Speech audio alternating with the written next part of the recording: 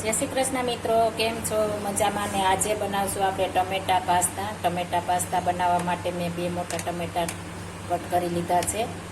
એક આપણે લીલું મરચું લીધું છે, મીડિયમ તીખું. લસણની આપણે નાની નાની કટકી કરી લીધી છે. આપણે ડુંગળી પણ નાની કટકી કરી લીધી અને પાસ્તા લીધા છે, હલ્દીરામના લીધા છે, તમે જોઈ શકો છો. અને આપણે પાસ્તા મસાલો લીધો છે. હવે આપણે પાસ્તા બાફવા નાખીશું.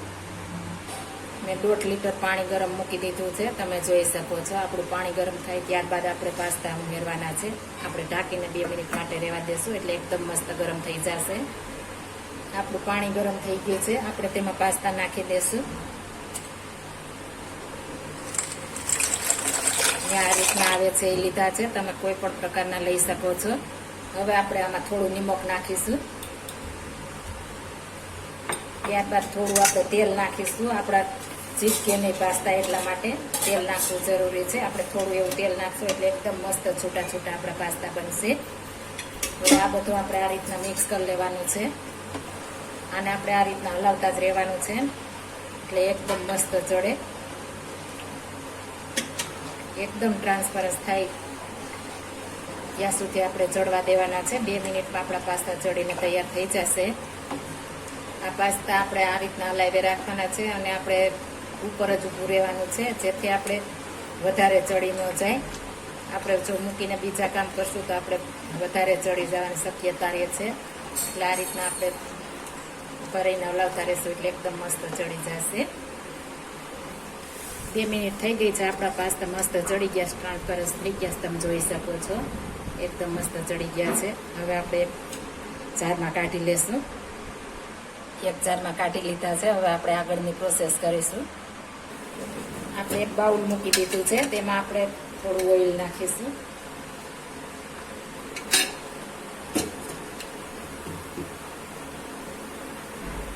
આપણે તેલ ગરમ થઈ ગયું છે, ટમેટા નાખી દઈશું. થોડા થોડા આપણે સોફ્ટ થવા દેવાના છે.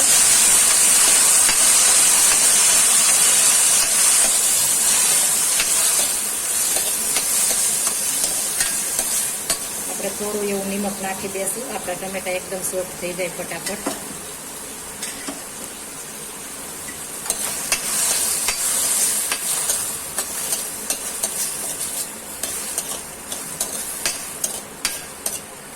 આપણે થોડી વાર ઢાંકીને રહેવા દઈશું એટલે એકદમ મસ્ત આપણા ટમેટા સોફ્ટ થઈ જાય. આપણે થોડો ધીમો ગેસ રાખીશું.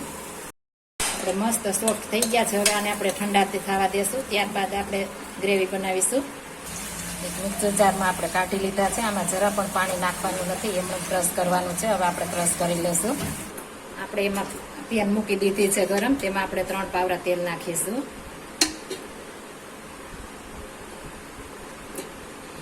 તમે તમારી રીતના જાજા થોડું લઈ શકો છો. આપણું તેલ ગરમ થઈ ગયું છે. પહેલા આપણે લસણ નાખીશું.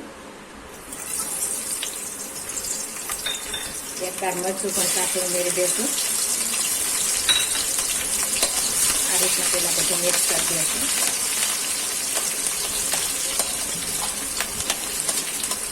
મરચું ને લસણ સાતળાઈ ગયું છે. હવે આપણે તેમાં ડુંગળી નાખીશું.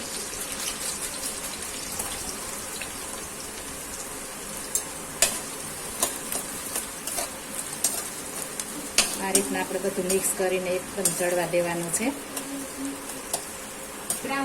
આપણે થોડી બ્રાઉન થવા દેશું ડુંગળી એટલે એકદમ મસ્ત આપણો ફ્લેવર આવે પાસ્તાનો.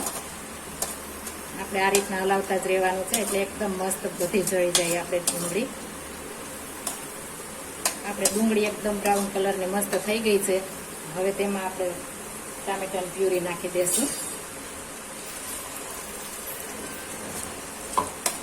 આ રીતના મિક્સ કરી દઈશું. હવે આમાં આપણે પાસ્તાનો મસાલો અને મિક્સ હબ ઉમેરીશું. આ રીતના બધું આપણે મિક્સ કરી દઈશું. હવે થોડી વાર આપણે એને સાતળવા દેવાનું છે એકદમ મસ્ત ફ્લેવર આવે ત્યાં સુધી.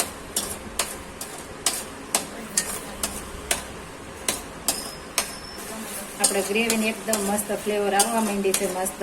અને તેલ પણ સાઈડમાં તમે જોઈ શકો છો છૂટું પડવા માંડ્યું. ત્યારબાદ આપણે ટમેટો સોસ નાખીશું. તમે સ્કીપ કરી શકો છો.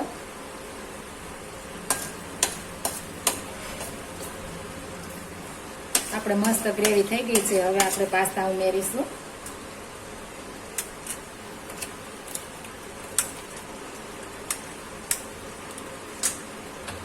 આપણે ધીમી ગેસે આપણે 1 મિનિટ માટે આ રીતના હલાવતા રહેશું એટલે એકદમ મસ્ત ટેસ્ટ બેસી જાય આપણે પાસ્તામાં.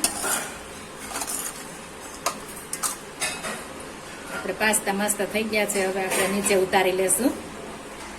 હવે આપણે સર્વ કરીશું. તમે જોઈ શકો છો એકદમ મસ્ત આપણા પાસ્તા બન્યા છે. જો આ મારી રેસીપી પસંદ આવી હોય તો મારી ચેનલને લાઈક, શેર અને સબસ્ક્રાઈબ કરી દેજો. ફરી મળીશું નવી રેસીપી લઈને. જય શ્રી કૃષ્ણ.